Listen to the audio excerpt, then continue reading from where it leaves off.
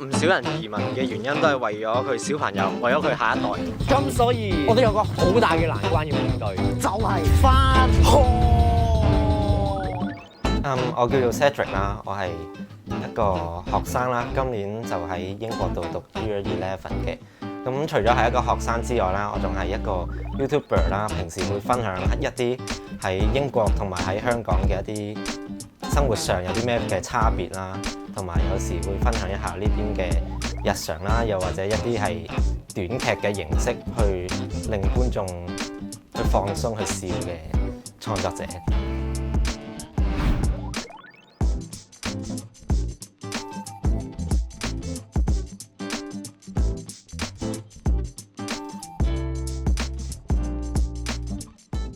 其實我係離開咗嘅。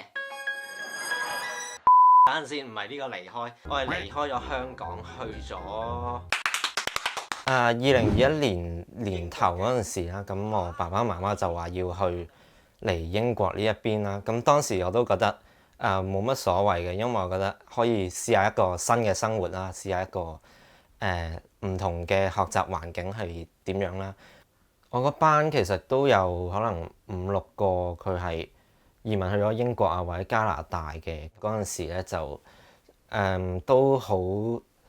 都覺得冇乜所謂啦。但係直至真係去到2021年7月中真係要走嗰陣時咧，先開始覺得同嗰啲朋友啊，同啲親戚啊要離別啦。咁我就覺得開始有少少唔捨得嘅，因為我真係冇諗到係所有嘢係嚟得咁快咯。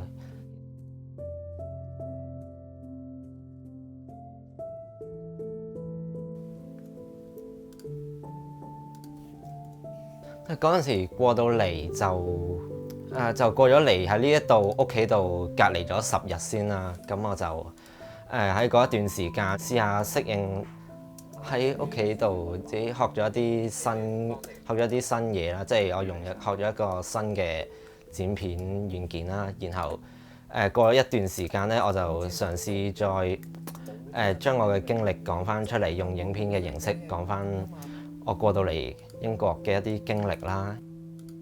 然後可能有人會好擔心咁樣問嚇！我聽唔聽得明啲老師同我講嘢嘅？我聽唔明啊，好尷啊！嚇！我識唔識到新？即係開頭喺學校咧就有啲唔係好適應嘅，因為咧嗰段時間就好緊張啦，要面對啲新嘅同學啦、新嘅老師啦，又或者驚自己同佢哋溝通唔到啦。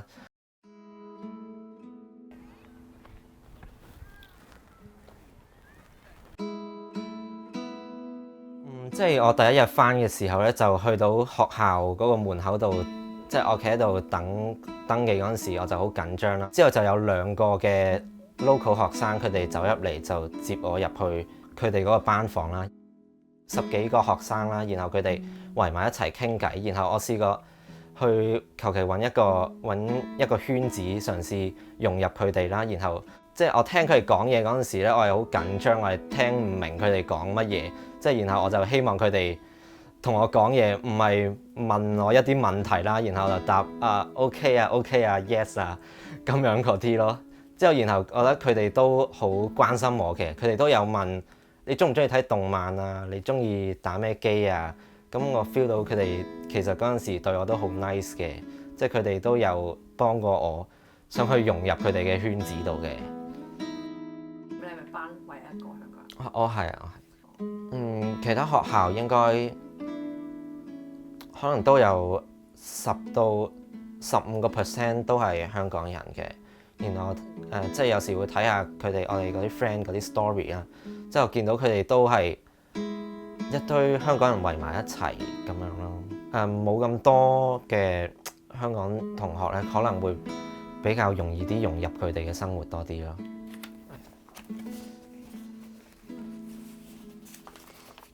睇書都係呢張台。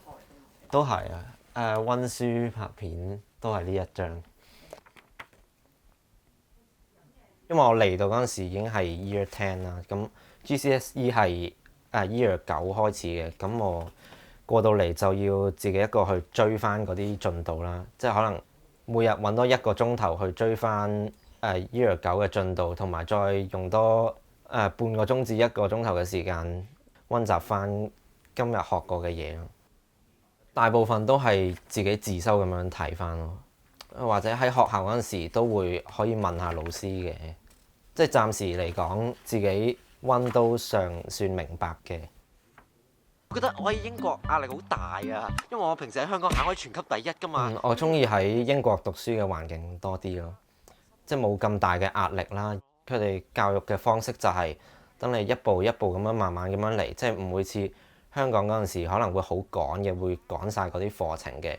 同埋我諗學校嗰啲老師其實佢哋都好細心嘅，會問你適唔適應啊，即係問你覺得呢度難唔難，邊一度唔明，即係你問佢哋，佢哋都會好細心咁樣逐啲逐啲咁樣教翻你哋嘅。分啊！你估下咯，一定高分過你咯，我唔信咯。好啊，咁快啲開你份卷嚟見咯。香港嘅學生佢哋比較着重分數啦，即係可能之間會比較 competitive 啲，即係反而英國呢一邊嘅學生佢哋可能會覺得順其自然，我哋考得唔好都冇乜所謂，下次努力啲就咁樣可以咯。哦，又係呢啲 careless mistake 啊，下次小心啲啦。呢一個係好似係我13歲嗰陣時嘅生日禮物啦，就都用咗2年幾，到依家都仲用緊。我覺得呢一樣嘢係唯一嘅興趣啦。過到嚟英國冇嘢做，咪就得閒嘅咪拍一啲搞笑嘅短片咯。英國嗰啲同學啦，我哋都有即係互相交換 IG 嘅。咁即係交換 IG 嗰陣時，就喺嗰個 bio 嗰度就見到我放一條 YouTube 嘅 link 啦。咁佢哋撳入去就發現咗係我嘅 channel 咯。係啊，即係所以而家啲片都可能要加翻一啲英文字幕，即係俾佢哋了解一下咯。即係佢哋喺學校嗰陣時會同我講翻話即係 I like your video, Cedric, like this。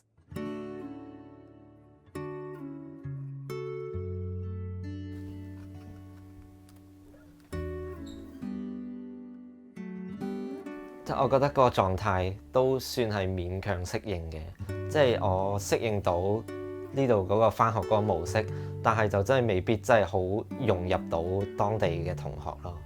即係有啲英國嘅學生咧，佢哋都好中意一啲亞洲嘅文化，即係佢哋可能好中意K-pop 啊，中意日本嘢，咁佢哋就問我有冇即係對呢啲有冇興趣啊，或者平日都有冇留意開呢啲嘢咯。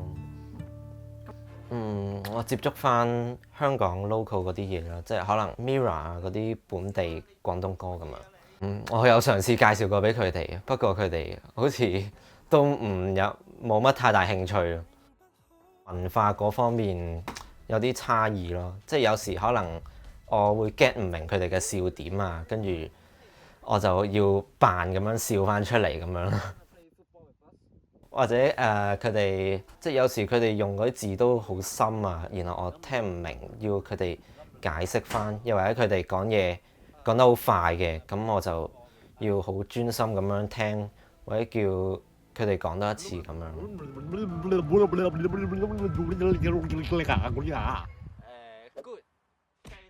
都好咗好多㗎啦，即係一齊傾偈啦，或者一齊玩咯咁樣。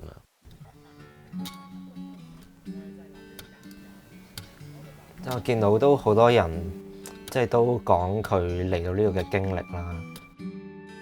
佢哋即係可能有啲話好擔心嘅，然後就可能會喺留言嗰度揾我傾訴咁樣，或者有一啲係差唔多過嚟嘅，跟住佢見到我呢一段片之後，就覺得即係冇咁緊張咯。佢哋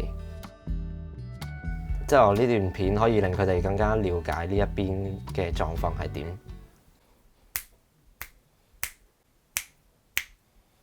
最近移民去咗英國嗰個 YouTuber， 我係 C 電台駐英國記者，你近咪做個訪問啊？哦，好啊。嚟到英國嗰陣時就都冇乜太多人可以幫我，咁就唯有去自己用分身啊，自己去演一啲唔同嘅角色咯。之前喺香港拍 YouTube 嗰陣時，即係首先你寫好咗個劇本啦，然後你要揾一日即係可以約到晒所有嘅 friend 出嚟幫手拍嘢，幫手做演員啊。然後我哋就會揾一啲靚嘅風景啊，求其一啲街景啦，然後就即係互相幫對方揸機咁樣拍咯。喂，好耐冇見喎！即係可以大家成班 friend 圍埋一齊去做一件共同做一件都算有挑戰性嘅事，即係覺得成件事其實都好溫馨咯。因為我覺得，因為嗰堆朋友就已經係我最熟嘅、最互相了解最熟嘅朋友咯。即係走之前仲有一樣後悔嘅嘢，就係即係冇太重視嗰陣時同喺我身邊嗰啲朋友咯。可能覺得我哋玩下，或者覺得即係可能第時之後都會再見翻嘅啦。即係嗰陣時即係冇諗到，可能再見翻都係一件唔係好容易嘅事咯。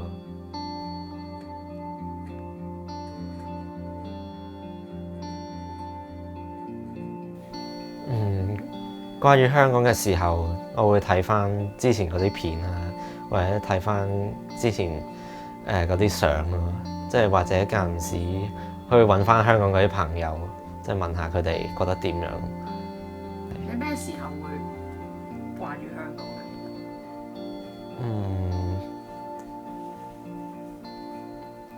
可能可唔可以講無時無刻都掛住？你屋企人知唔知你呢個諗法？係，佢哋應該都唔知。其實有冇正式傾過咧？即係嚟咗之後，佢有冇問過你啊？你過到嚟之後點啊？嗰啲咁樣，或者你有冇同佢哋講？唔會好正式咁樣講咯，即係間唔時提及下呢一樣嘢。即係講下第時你喺呢度，即係第時喺英國會點樣發展？你會咪繼續喺度讀大學，繼續喺度做嘢咁樣，或者傾下你學校呢邊過得點啊？即係啲朋友都即係啲同學對你好唔好咁樣？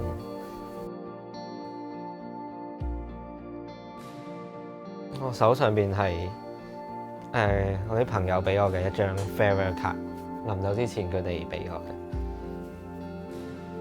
佢哋寫翻由當初相識嘅經過，去到後尾即係要走啦，仲有一啲即係祝福嘅話。嗰一刻即係收到嗰陣時都好感動咯，因為我係從來未收過有人會寫啲咁樣卡咁有心意俾我嘅，然後掛住可以好似之前咁樣一齊喺個草地度拍片咁樣。臨走嗰陣時冇講，多謝你哋咯，陪我哋即係陪我由 Form 1去到 Form 3，大家都見住我個 channel 成長，見住我成長。即係我想再同佢哋一齊再拍翻一段片。